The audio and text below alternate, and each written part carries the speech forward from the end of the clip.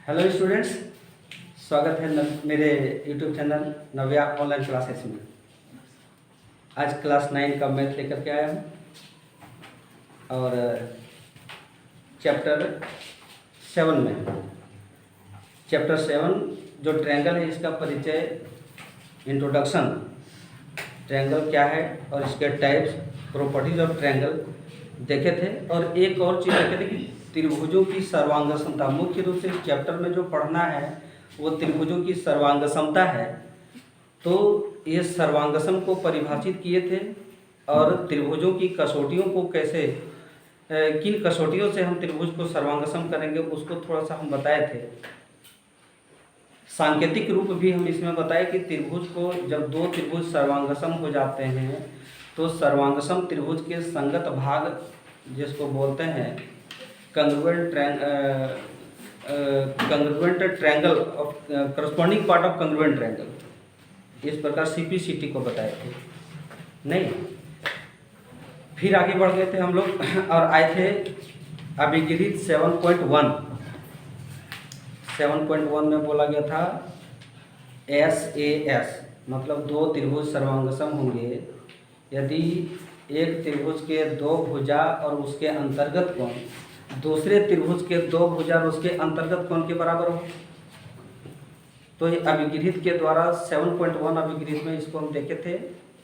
और अब आगे बढ़ करके हम लोग आ गए प्रमेय 7.1। 7.1 जो है वो जिस प्रकार बोर्ड में लिखा हुआ है ASA, कहता है कि दो त्रिभुज सर्वांगसम होंगे यदि एक त्रिभुज के दो कोण और उसके अंतर्गत भुजा दूसरे त्रिभुज के दो कोण और उसके अंतर्गत भुजा के बराबर हो तो वो दोनों त्रिभुज सर्वांगसम होते हैं। अभिगृहित 7.1 में अपोजिट था, उसमें था SAS, मतलब दो त्रिभुज सर्वांगसम होंगे, एक त्रिभुज के दो भुजा और उसके अंतर्गत कोण दूसरे त्रिभुज के दो भुजा और उसके अंतर्गत कोण के बराबर। तो चलते हैं अब 7.1 प्रमेय को सिद्ध करने के लिए। जैसा कि यहाँ पर दिया है कि ABC और DEF दो त्रिभुज हैं, इन त्रिभुजों में कोण BE के बराबर दिखाए, BC भुजा EF के बराबर दिखाए, ये EF है, और कोण C कोण F के बराबर दिखाए।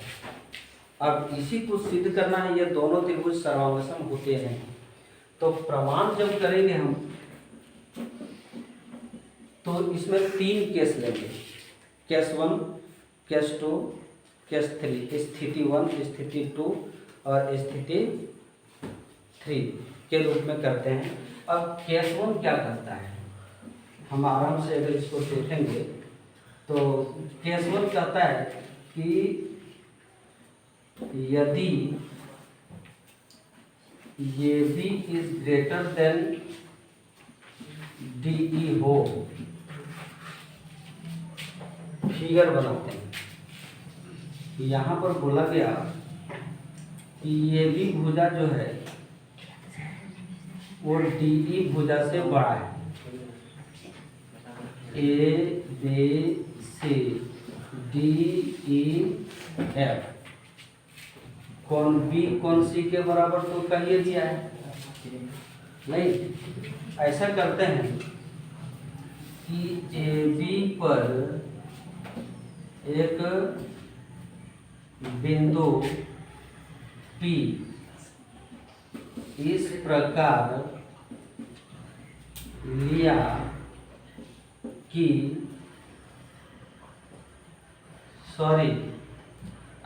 ठीक है कि AP BP करो यहाँ BP is equal to DE है।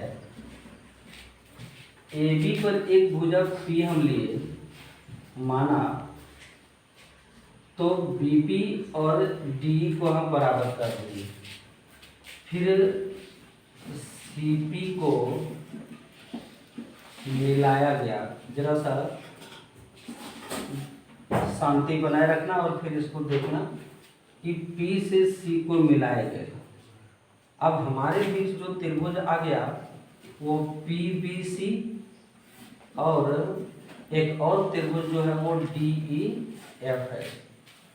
इन दोनों त्रिभुज में हम देखें क्या कि B P is equal to D E. ये तो अभी हम स्थिति 1 में ऐसा करके रखे थे। क्लियर हो रहा है? ए बी पर एक बिंदु पी लिए जो कि बीपी और डी को बराबर हम दिखा रहे हैं स्थिति 1 में, नहीं। फिर एक बीपी जो है वो डी के बराबर है, कोण बी जो है वो कोण ई के बराबर। ये दिया हुआ है ऊपर में, देखो ना यहाँ पर दिया हुआ है कोण बी इज इक्वल टू कोण ई। फिर B C is equal to B C जो है वो ई एफ के बराबर है, तो यहाँ पर हम लिखेंगे ई एफ। ये भी दिया है, तो क्या हो गया भुजा कोण भुजा, भुजा कोण भुजा जो आया वो आया एस ए एस से त्रिभुज पी बी सी सर्वांग सम त्रिभुज डी ई एफ। जब सर्वांग हो गया तो angle P C B is equal to angle D F E. C P C T अभी चर्चा किए थे हम लोग सी पी सी टी का, पिछले क्लास में ये बताए थे। सी पी सी टी यानी corresponding part of congruent triangle, corresponding part of congruent triangle.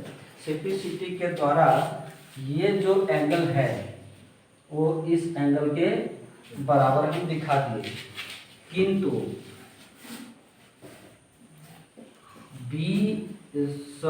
किंतु A C B is equal to D E F ये जो है वो दिया है प्रश्न में, ये दिया है।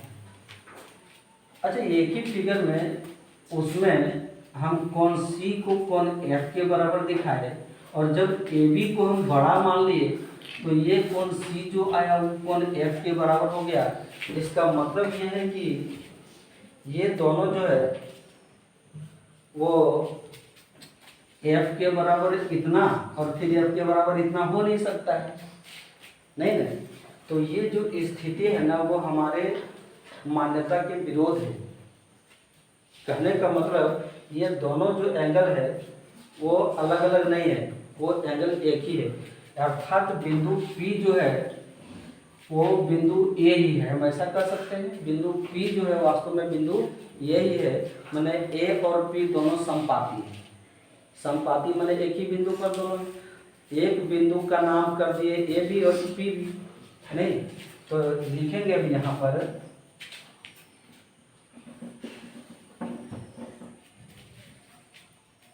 अतः बिंदु P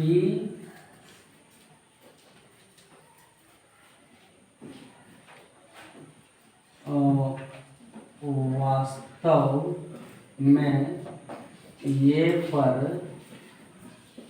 स्थित है। इसको हम अगर यहाँ ऐसे नहीं लिखें तो इसको मिटा करके जरा सा क्लियर करके लिखते हैं कि angle P C B is equal to angle A C B है, ए सी बी ये कर दीजिए एंगल पी सी बी और ये दोनों यहाँ आपस में बराबर एक ही बात हो जाएगी। अतः बिंदु P और A समपाती है, इसलिए P कोई अन्य बिंदु नहीं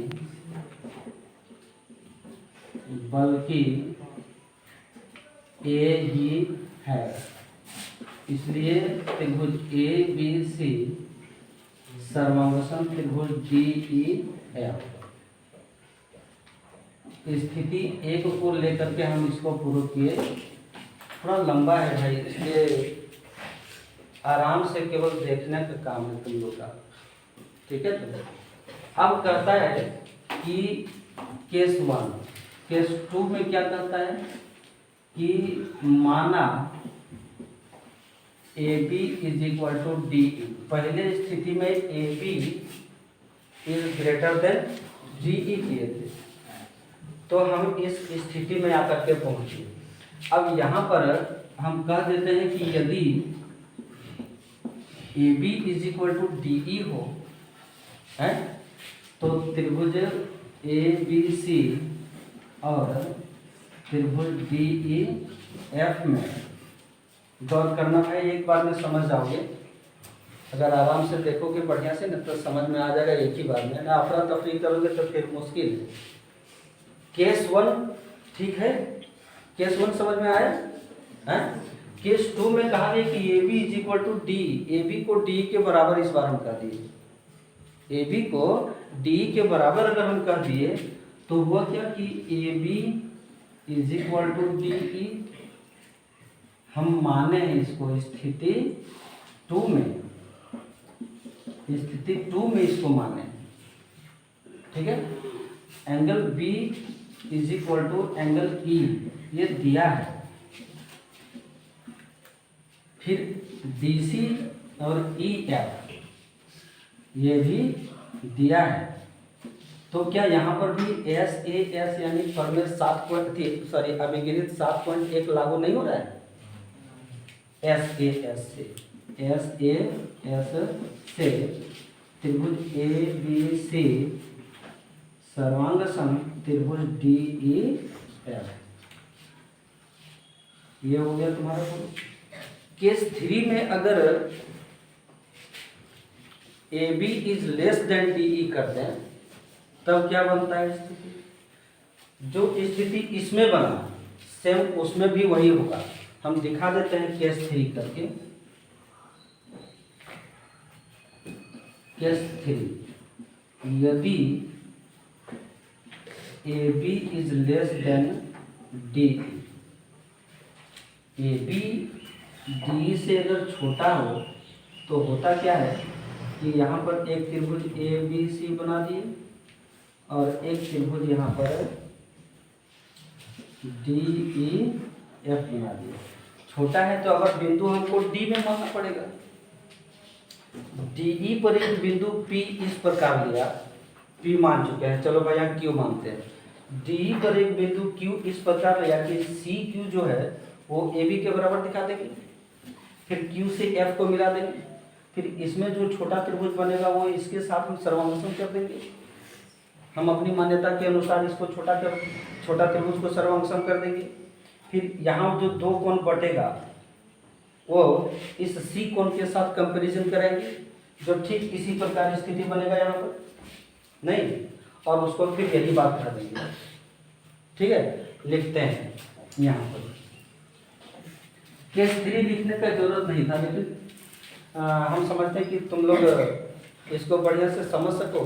केस 3 करके उसी प्रकार करके हम डायरेक्ट सर्वांगसम कर देते हैं, लेकिन ऐसा नहीं करेंगे, इसको बना ही देते हैं।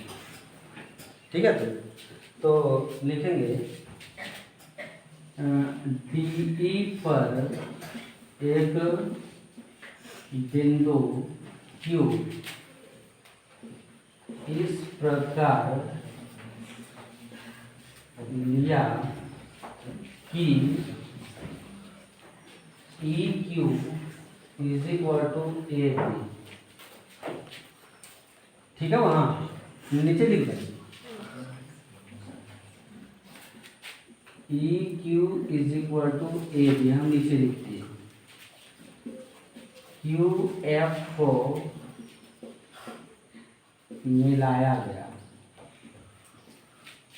तो यहाँ पर एक बिंदु यहाँ लगाएंगे हम, यहाँ पर एक बिंदु Q ली और Q से F को मिला दिए।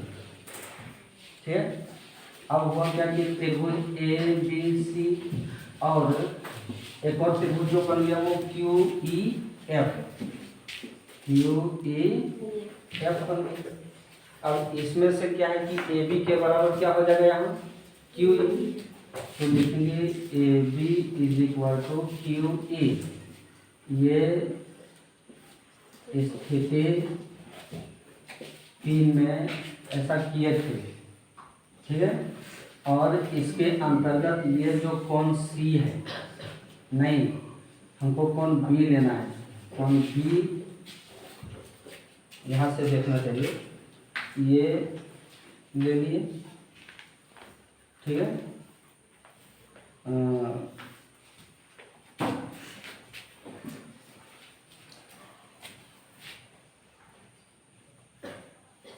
ये भुजा इसके बराबर, ठीक है। तो और कौन ई ले लीजिए, ये है दिया है, नहीं। और एक भुजा B C is equal to ये भी दिया है। तो यहाँ भी एस ए एस बन रहा है मेरा, एस ए एस सी त्रिभुज ए बी सी सर्वांगसम Q E F, clear. Q E F जब सर्वांगसम हो गए तो इसका ए सी बी और इसका Q F E C P C T corresponding part of congruent triangle. कौन सी को कौन क्यू एफ सी के बराबर हम कर दिए वहाँ, किंतु कौन ए सी बी जो है वो कौन डी एफ ई के लिए तो दिया है, ठीक है। हमने इसमें भी वैसा ही किया था, P C B is equal to D F E. तो A C B D F यहाँ उल्टा दे दिए थे ना, इसको देखे नहीं, डी एफ ई के ये ना किए थे, सी और एफ बराबर है ना, तो वही किए थे इसमें। और इधर भी देखो, इसमें भी वही किए हैं कि ये सी और एफ बराबर, इसीलिए angle Q F E is equal to angle D F E के बराबर हो जाएगा। अतः यहाँ पर लिखे हैं कि बिंदु P और, तो यहाँ लिखेंगे बिंदु Q और D समपाती है, Q और D समपाती है, नहीं तो समपाती है तो Q कोई अन्य नहीं बल्कि बिंदु डी ही है, डी ही है। इसलिए त्रिभुज ए बी सी सर्वांगसम त्रिभुज डी ई एफ, इसको प्रूव कर दी। यहाँ पर जरा सा हम लोग फिर से देख लेंगे कि एंगल लिखने में मिस्टेक तो नहीं किए, कि पी सी बी तो D F E, P C B वास्तव में ए सी बी और डी एफ ई, यहाँ करेक्शन कर दे, थोड़ा मिस्टेक हो गया था, ये लिखे थे और यहाँ एफ किए थे ना, तो ये हो गया तुम्हारा 7.1 पर में क्लियर हुआ। देख लेंगे हम लोग 3 स्थिति लेकर के चलेंगे। एक बार A B is greater than D, एक बार A B is equal to D, और एक बार A B is less than D. ठीक, तो थैंक यू।